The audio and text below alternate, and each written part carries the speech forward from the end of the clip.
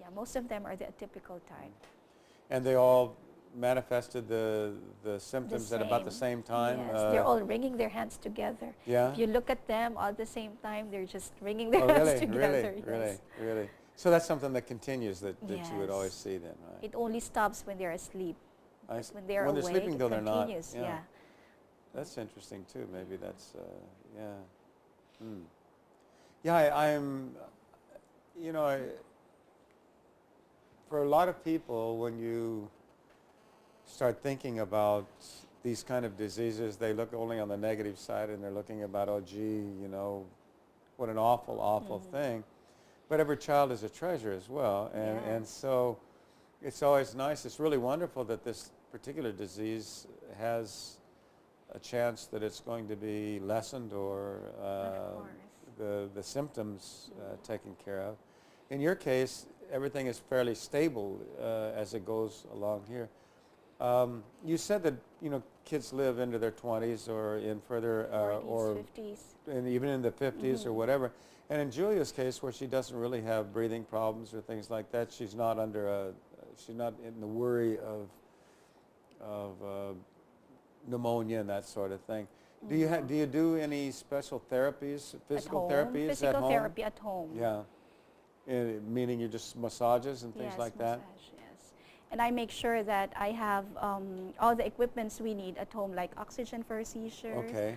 I administer the Valium rectal when she has seizures. You have to stop it in 5 minutes, right? Seizures, you have to stop it in 5 minutes. So I've learned how to do it myself. No need to rush her to the emergency every time she has seizures. So, okay, so that's another thing I was going to ask you. Getting past that first terrifying bit, do doctors help you and teach you how to do that, or do you have to figure it out on your own? Or of course, there are doctors out there, but you cannot always depend on them. You have to know how to do it yourself because sometimes they're not available. Well, sometimes you live in a place where there's no ambulance to pick you up at home. You have to do it. You have to, like seizure is really hard because you have to stop it within 5 minutes, and like any other condition. So if Julia's having seizures, I make sure that I have the complete staff at home, so no need to rush her to the hospital. I see. And so one of the things that in my own case, when something goes wrong, I get on the internet or I buy all the books and I try to figure out, what it's all about, and then say, okay, which direction are you going to go? And you did the same thing with this particular disease. Do you provide people in your group with say URLs and places that they can go to find the information that they need? Yes, we do that. We exchange notes almost every day. So you're exchanging, well, this happened to me and that happened. Yes. And so you learn a lot just from each other then, I guess. Lot. Right. Yes. And what about, I know that with some of the diseases, people who are in a really lower economic group, and that doesn't mean that you're rich or anybody else, but even the very poor, one of the big problems that they seem to have is when you're having to do therapy or go someplace, actually getting the transportation to go is a bit of a problem. They can do it at home. They can, but in your case, you can do everything at home. You can do it at home. Like the physical therapy, they can do it at home. Some parents do that at home because these kids are getting bigger, they need wheelchairs, and they don't have their own cars at home, so how can they transport them to the therapy clinic? So it's also important they know how to do it at home. And who teaches them those things? Physical therapy. First, you have to go to a therapy clinic and have your child evaluated, what she needs. I see. And then from there, you know what to do. They'll give you instructions on how to do it at home. I see. But they have to first be checked by a licensed physical therapist. I see. And a developmental pediatrician. And the actual therapy that is done for rett is not something that's unique to rett. It's not really. Just physical exercises just to maintain their muscle tone. Right. Just to get them moving, because if they don't, the legs atrophy, when you don't use them. So it's important they still have exercises making sure that home. everything is moving and keeps that way, I Yeah. guess. And then in 2 years maybe. With the medicines, there would be an ability actually for the child to be able to perhaps move their legs or move their. They still can move their hands. I know they do. How about the arms and that? Yeah, they can. Julia can reach to a toy. But Oh, I see. Julia is, I can say that when she was 2 years, when she was diagnosed at 2 years old, most of her skills like hand functions were lost. But now it's different, like it's all coming back. She was tube fed for 5 years now.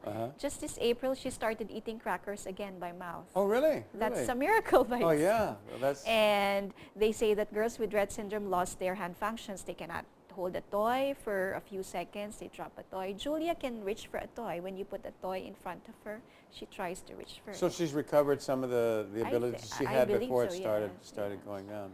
I see.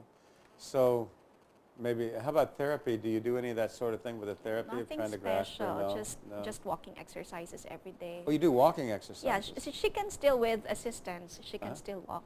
Oh, I see. So you can move her around. Not really walk. She's having a hard time, but we can assist her. Just standing up, it's a very good exercises for her, for these girls. Are there any, if we were to see a child with Rett syndrome, would we see any differences in their physiognomy? I mean, would there Just look at the hands. Just the hands is just the- the hands. It's a trademark. with their faces and heads and everything are They're normal, all right? pretty girls. They have beautiful eyes, very expressive eyes. I noticed that just this Saturday. Although I have friends from what do you call it?